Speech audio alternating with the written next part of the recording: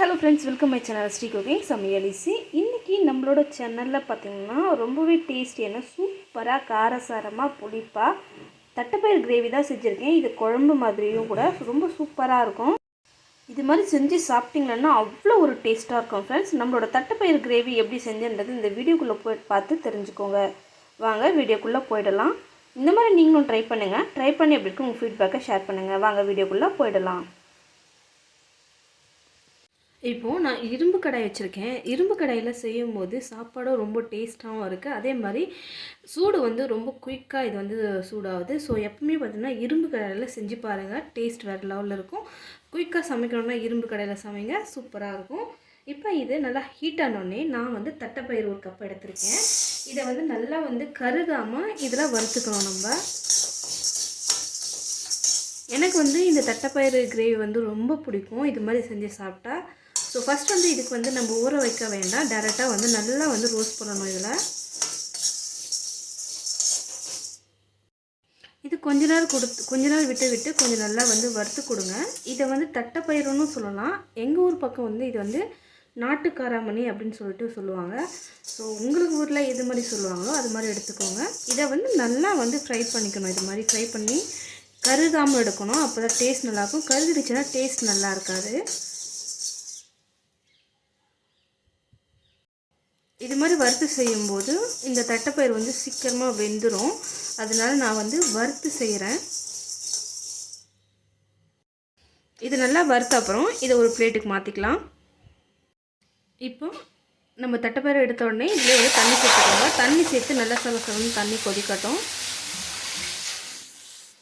இப்போ இது ஒரு தட்டுக்கு மாற்றிட்டு இதை நல்லா ஆற வச்ச மாதிரியும், அதே மாதிரி இதெல்லாம் கொஞ்சம் கல் இல்லை வேறு ஏதாச்சும் இருந்தால் அதை நல்லா பெருக்கி எடுத்துருங்க.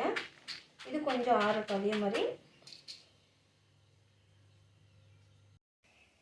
இப்போ தண்ணி நல்லா சலசலன்னு கொதிக்குது. இந்த ஸ்டேஜில் நம்ம வறுத்து வச்ச தட்டைப்பயிரை அதில் சேர்த்துக்கோங்க. சேர்த்துட்டு நல்லா வேக வைக்கலாம். இது அப்படியே சும்மா ஒரு கலக்கிட்டு மறுபடியும் மூடி போட்டு நல்லா வேக விடுங்க. ஒரு மிக்ஸி ஜார் எடுத்துக்கோங்க. இதெல்லாம் அரை மூடி தேங்காய் சேர்த்துக்கோங்க, பொடி பொடியாக கட் பண்ணி.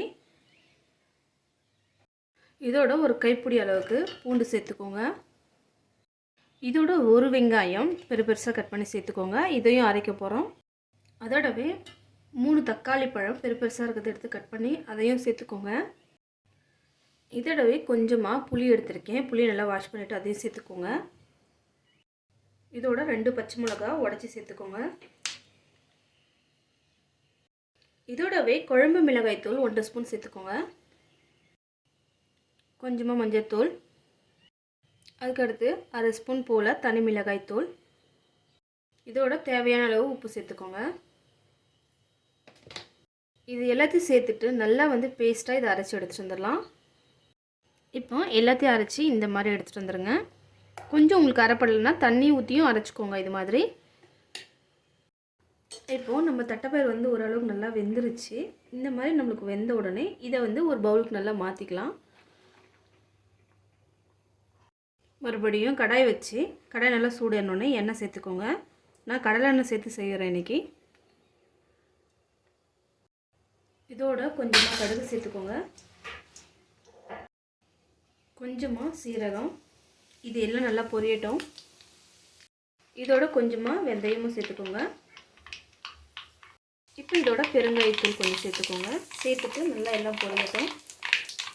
இப்போ இதோட வெட்டி வச்ச வெங்காயம் சேர்த்துக்கோங்க. வெங்காயம் சேர்த்துட்டு நல்லா வதக்கி விடுங்க. வெங்காயம் கொஞ்சம் அதிகமாகவே சேர்த்துக்கோங்க. இதோட நம்ம வெஜிடபிள் எதுவும் சேர்க்க போகிறதில்ல. அதனால் இதை எல்லாத்தையும் நல்லா கோல்டன் கலரில் நல்லா வதக்கணும். ஃபஸ்ட்டு அதோட 3 ரெட் சில்லி சேர்த்துக்கோங்க. அதோட ஒரு கொத்து கருவேப்பிலை சேர்த்துட்டு எல்லாத்தையும் நல்லா வதக்கி விடுங்க. வெங்காயம் நல்லா வதங்கின அப்புறம் இப்போ நம்ம அரைச்சி வச்சுருக்கிற மசாலாவை சேர்த்துக்கோங்க.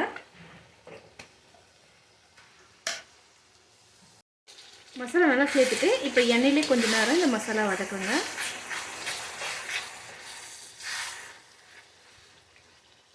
இப்போ நல்லா எண்ணெயில் வதக்கின அப்புறம் நம்ம வேக வச்ச தட்டைப்பயிரை சேர்த்துக்கோங்க.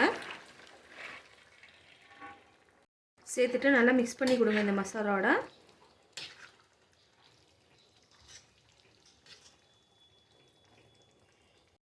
எல்லாத்தையும் மிக்ஸ் பண்ண அப்புறம் நம்ம மிக்ஸி ஜார்லேயே கொஞ்சமாக தண்ணி அலசி அதில் சேர்த்துக்கோங்க. எல்லாத்தையும் சேர்த்துட்டு நல்லா மிக்ஸ் பண்ணிவிட்டு ஒரு கொதி வரட்டும். அந்த ஸ்டேஜில் நம்ம உப்பு காரெல்லாம் செக் பண்ணிக்கலாம். இப்போ கொஞ்சம் நேரம் இது நல்லா கொதிக்கட்டும். இப்போ நல்லா கொதிக்கும் போது இந்த ஸ்டேஜில் காரம், உப்பு, புளிப்பு இது செக் பண்ணிக்கோங்க. இப்போ எனக்கு உப்பு கொஞ்சம் குறைவாக இருக்குது, நான் உப்பு கொஞ்சம் சேர்த்துக்கிறேன். சேர்த்துட்டு இதை நல்லா மிக்ஸ் பண்ணி கொடுங்க. இப்போ இந்த தட்டைப்பயிரெலாம் உள்ளே வந்து நல்லா வெந்து மசாலா இறங்கியிருக்கான்னு செக் பண்ணுங்கள். என்னோடது செக் பண்ணிவிட்டேன், நல்ல மசாலா உள்ளே இறங்கியிருக்கு. இப்போ இதோட தனியாக தூவி இதை இறக்கிடலாம். அவ்வளோதான். கொத்தமல்லி தூவிக்கலாம்.